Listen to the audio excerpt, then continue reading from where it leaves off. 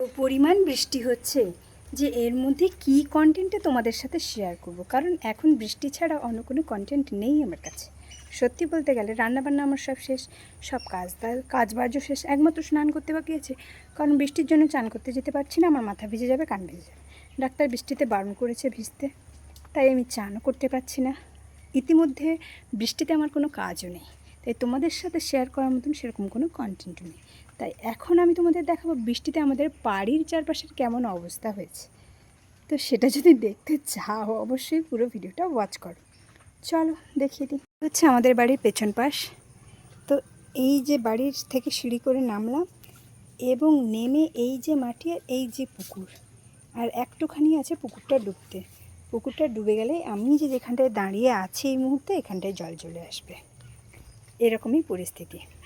আর এই আমার ছোট্ট টবে অ্যালোভেরা গাছ লাগিয়েছিলাম, কোথা থেকে উদ্ভটভাবে উঠে গেছে সব গাছ একা একা। উচ্ছে গাছ উঠেছে, প্রত্যেকটা টবে উচ্ছে গাছ উঠেছে। জানো তো এর আগে দুটো টমাটো গাছও উঠেছিল এবং টমেটোও হয়েছিল তাতে। মানে এটাই অবাক করার ব্যাপার, গাছ যেরকম উঠেছে টমাটোমও হয়েছিল। আর এখানটায় অনেকগুলো এই যে ন্যাড়া গাছগুলো দেখছো, অনেকগুলো বেল গাছ এগুলো। তো বেল গাছগুলো উঠলো এবং পোকা খেয়ে সব ন্যাড়াও করে দিয়েছে। যাকে ওগুলো সব তুলে দিতে হবে, তো বৃষ্টিকালে এখন তুলছি না, পরে তুলে দেবো অ্যালোভেরা গাছ। আর এই দিকে বেশ কয়েকটা পেঁপে গাছ উঠেছে, পেঁপে গাছগুলোকে অন্য জায়গায় ট্রান্সফার করতে হবে। অবস্থা তো দেখতেই পাচ্ছ, আমাদের বাড়ি পুরো ডুবো ডুবো অবস্থা। আর দু ফসলা বৃষ্টিতেই আমাদের বাড়ির পুকুর ডুবে যাবে। বাড়ির পেছন দিকে তো অন্যের পুকুর ডুবে জল প্রায় চলেই এসেছে, মানে অন্যদের পুকুর ডুবে গেছে আর তাদের জল আমাদের এদিকে চলে এসেছে। তা আমাদের পুকুরের পাড়টা যেহেতু একটু উঁচু আছে, তাই ডুবতে আরও একটু কি একদিন দুদিন সময় লাগবে, যদি এরকম বৃষ্টি ক্রমাগত হয়ে থাকে। এই দেখো এখানে কিন্তু দুটো পুকুর, হ্যাঁ দুটো পুকুর ডুবে গিয়ে একটা পুকুর হয়ে গেছে। তো এদের জলগুলো আমাদের বাড়ির সাইড দিয়ে বেরোয়, এই সাইড দিয়ে। ও মা গো, এখানে কেউ আবার জালও বসিয়ে দিয়েছে। আর এই পুকুরটা ডোবার চান্স অনেকটাই কম, কারণ এর চারধারে নেট দিয়ে বেড়া দিয়ে দিয়েছে। তো এখন এই পুকুরটা অন্তত ডুববে না। বাড়ির সামনের মাঠ দেখলে তোমরা তো অবাকই হয়ে যাবে, কারণ ওটা তো পুরো সমুদ্র। চলো মাঠটাকে এক ঝলক দেখিয়ে নিয়ে আসি।